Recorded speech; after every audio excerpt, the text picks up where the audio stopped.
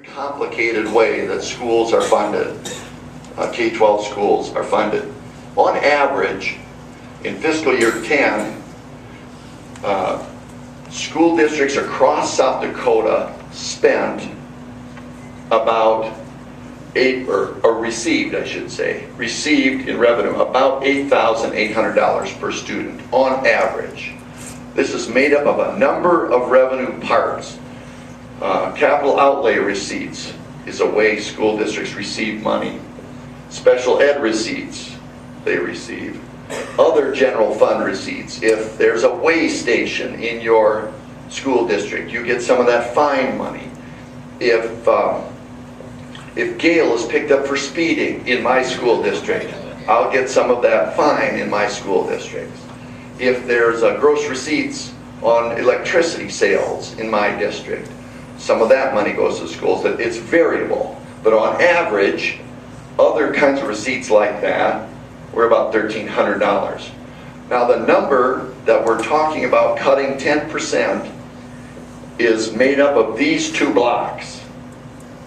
The per student allocation that you hear about in the newspaper or on television or know about is $4,804 at least. Some school districts get more than that. Small ones get more than that. Sparse ones get more than that.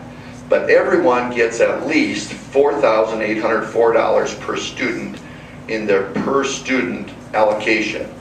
And how that is funded is in part through property taxes and in part through state supplement. So property taxes on average raised about $2,300 of it, and the state made up $2,800 of it. And you can see these two don't add up to $4,800 because, again, you've got those small schools and sparse schools in there too. But roughly speaking, of the $4,804, the state pays some, property taxes pay some.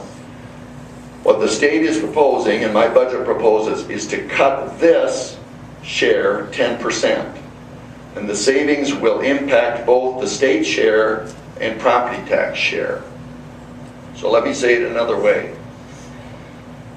A 10% to the per student allocation is $408.46, but when you consider all the revenues, this number is 5.4% of their total funding, of schools' total funding.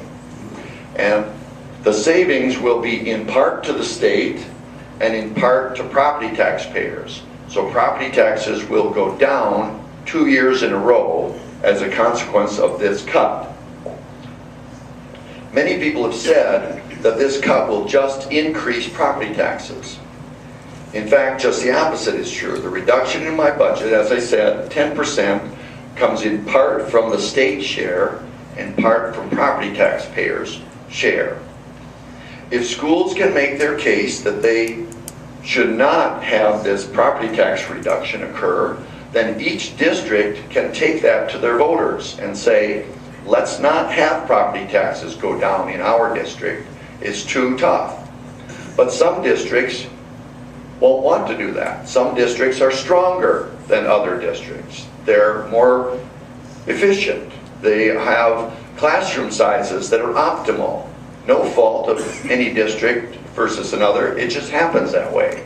Some districts will be able to find efficiencies and assume the cut entirely and allow the state to save money and the property taxpayers. Other districts, if they can make their case, they certainly have the option to leave property taxes where they are or even raise them to make up the state difference.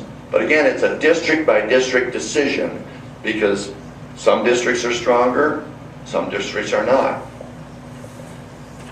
Funding cuts include everybody. Tech schools, higher ed, the per student allocation in state aid. Provider rates are cut 10% to Medicaid providers.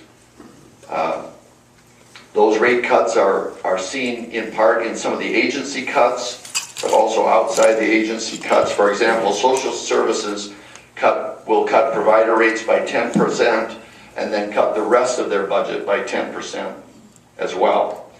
After 2 years of no salary increases to state employees, I'd like to say that we're going to do something for state employees this year. I can't say that.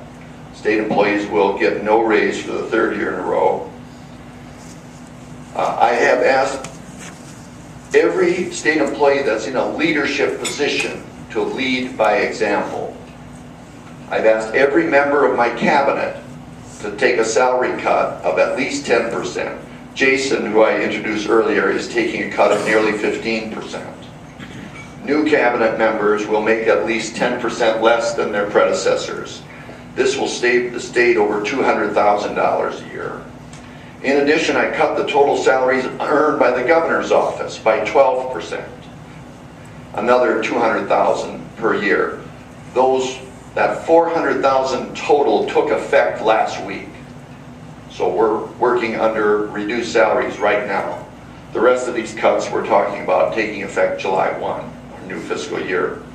I've also cut my own salary by 15%. I believe strongly we cannot ask of others to do what we are unwilling to do ourselves. Now let's take a closer look at the cuts I'm proposing.